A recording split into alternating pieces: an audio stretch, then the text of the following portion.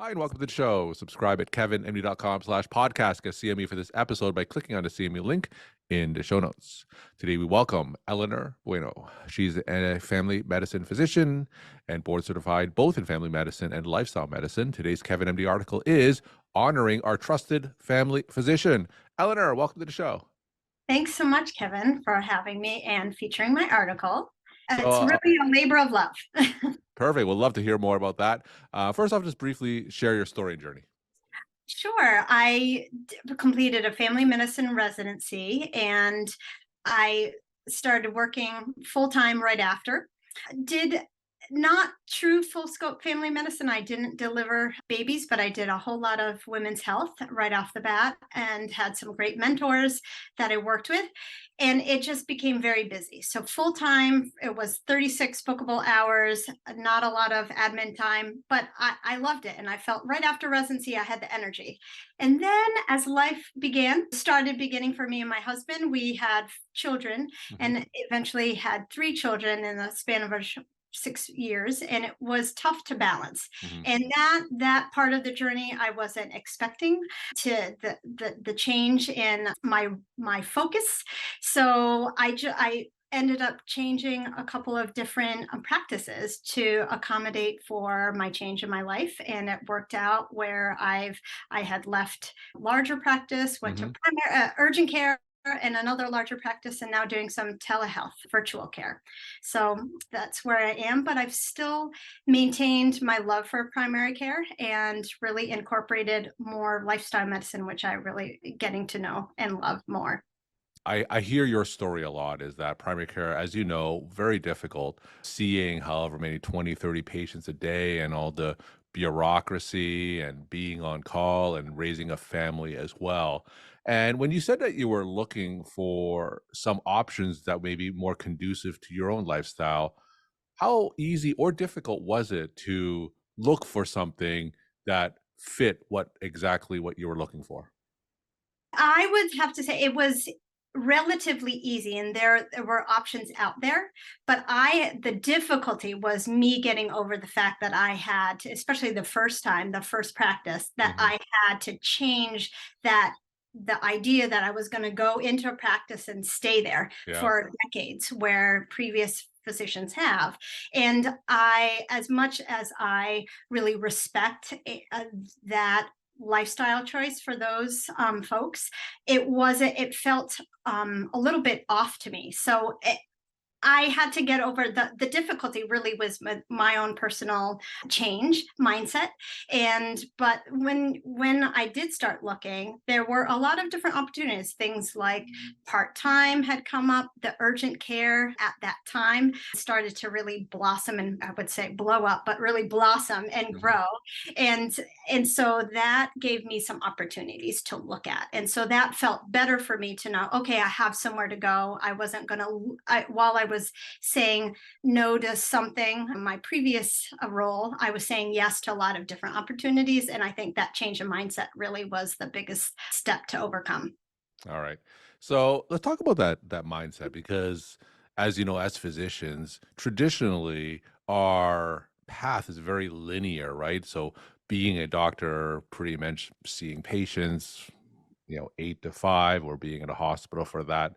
And just that ability to have so many different options and and doing more than that has only come to fruition, I'd say within the last 5 years or so. Did you have any support or who did you turn to in order to really be able to help you shift that mindset from what a traditional physician typically was? I would have to say the relationship that I had that was surprising was my office manager at the Mm, time. I had a really good dynamic with her, and lots of love to Donna. And she just knew my role. She knew what role she needed to have and keep the ship afloat, so to speak, but also listened to me as an individual, and knowing and just the understanding in that point. She didn't give me guidance on where I should look, but she looked at, okay, what does your schedule look like? Trying to start with that first. How did that changing template? So that was really good to have a plan with somebody who could change schedules, and relationships is a really that's a big lesson that I had to learn straight off the bat, is that just building relationships and communicating clearly. So that was help. But by the end, I also was able to connect with friends in other hospital Mhm. networks. I think when I opened my eyes to what are my friends doing, and just learning from support from peers, that was another way of me connecting with other opportunities. And how difficult was it for you to shift your own mindset as to what a physician typically was and should be? It was very difficult. My father is a retired anesthesiologist, and we grew up in a small town Mhm, with a lot of wonderful community doctors who were role models for me. And in fact, really provided the drive and desire for me to choose a path in medicine. And just having that at my heart, and knowing how much time and effort they spent with their community, I that was something. Was I doing something wrong? Did I choose wrongly, or was it really like, did I choose a path that wasn't suited for me, or did I choose a path in medicine that wasn't for me? So that piece, once I really came to the understanding that the decisions that I had made in my life was because of the different changes in my family dynamic and balancing as a working mom, those I wouldn't have I didn't really think about before. And now that they were staring me in the face, just leaning on those who had done it. So look to colleagues who were also moms, and see what they did, versus looking back and knowing that they were still inspirational figures in my life. I didn't just moving forward and choosing something different was more of a testament to me wanting to still have impact in medicine, mhm. versus saying, "Oh, that's not for me." I wanted to just move forward with something that worked for my family. All right. So let's talk about your Kevin MD article titled Yeah. Honoring Our Trusted Family Physician. For those who didn't get a chance to read it, tell us what it's about. So it is truly really, I would call it like a love letter to my Mhm. family physician, and it's a letter of gratitude. Sure. She saw me through a lot of different changes, and sort of all through my mindset, all those changes, and she helped me focus on my family, keep them well when they weren't well, got them better. Even my own health journey, especially medical issues, that was really helpful to have her there.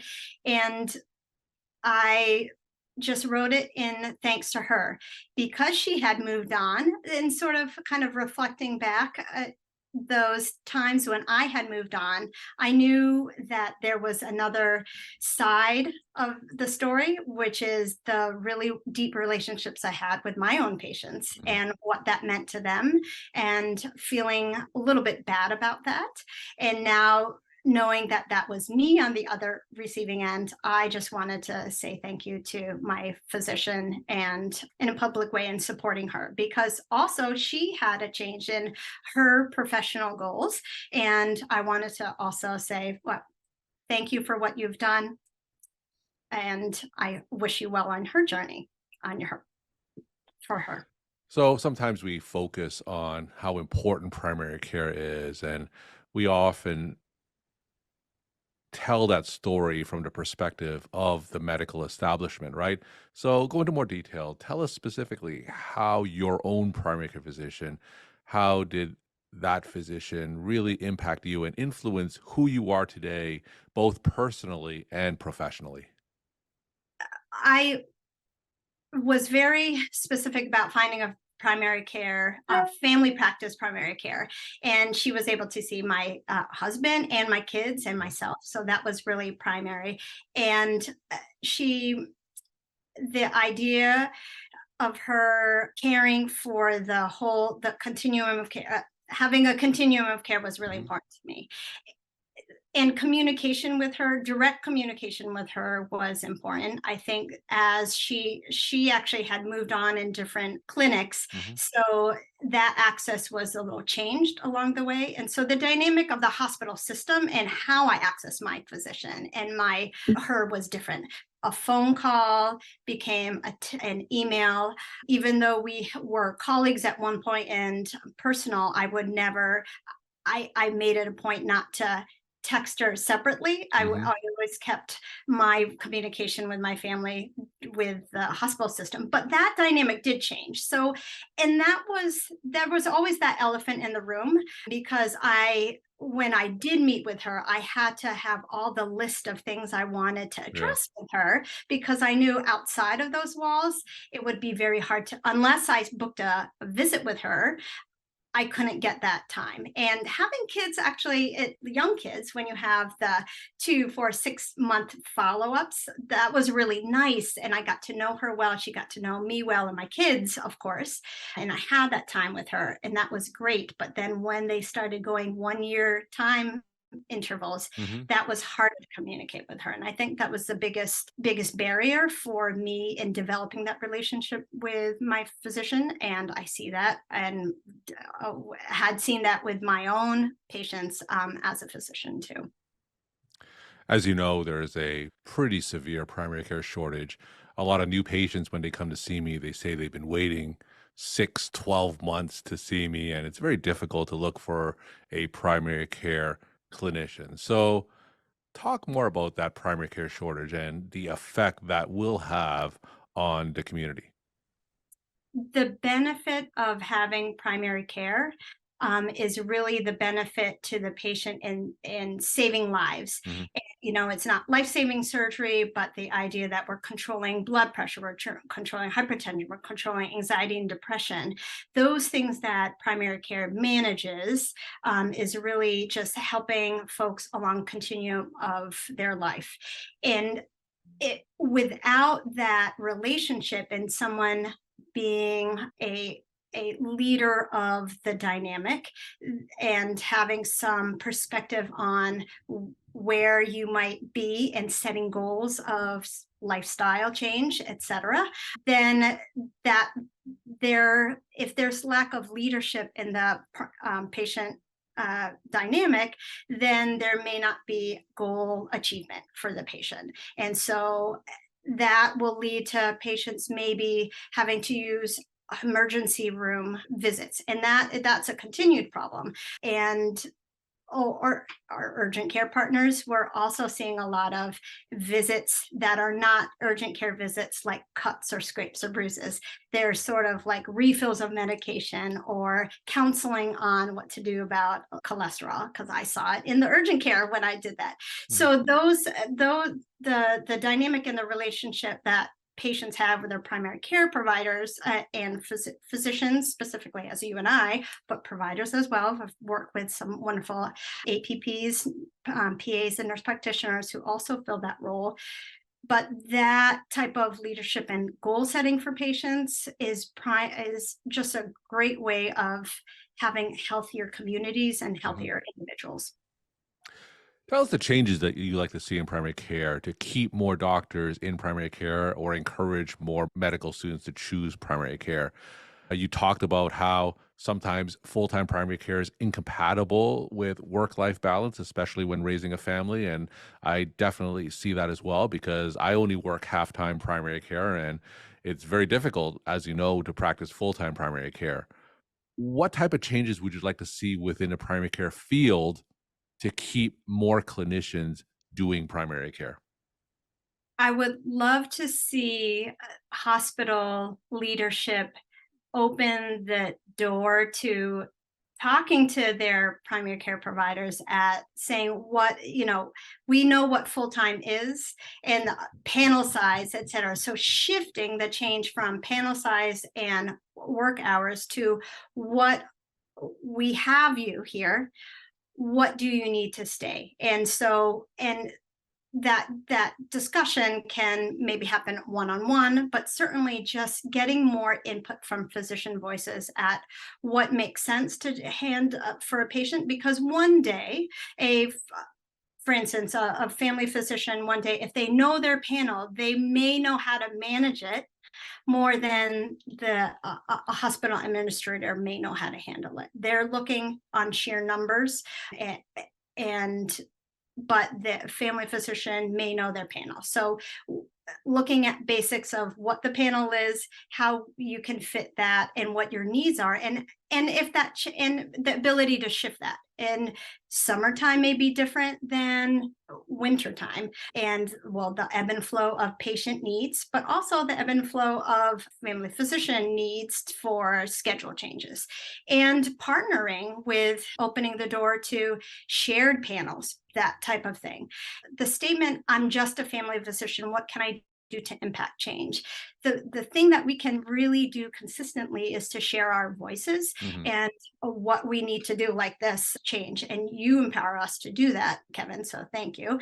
But also that primary care, there's a lot of innovation that we can use. AI, whether it is opening up to either chat GPT to create form letters, or having a AI scribe to help with documentation, things of that nature that open up the innovation for primary care to drive change and to provide some really important professional encouragement and the future in primary care. And that's going to also hopefully inspire folks to and medical students to come in and look at primary care and say, hey, this is where I can be impactful. I can bring this change, and my voice and the opportunities are wide open. We're talking to Eleanor Bueno. She's a family medicine physician and lifestyle medicine physician. Her Kevin MD article is Honoring Our Trusted Family Physician. Eleanor, as always, we'll end with some of your take home messages to the Kevin MD audience. So I think the biggest thing I can say is own your story. Every little piece of your history is part of you and what shapes you. And while that may change your direction professionally or even personally, it's okay. And it's empowering to know that we have our voice, and to express it and find very warm, welcoming places that allow us to share the voice, like with Kevin MD. Eleanor, thank you so much for sharing your story, time, and insight. And thanks again for coming on the show. Thanks so much for having me.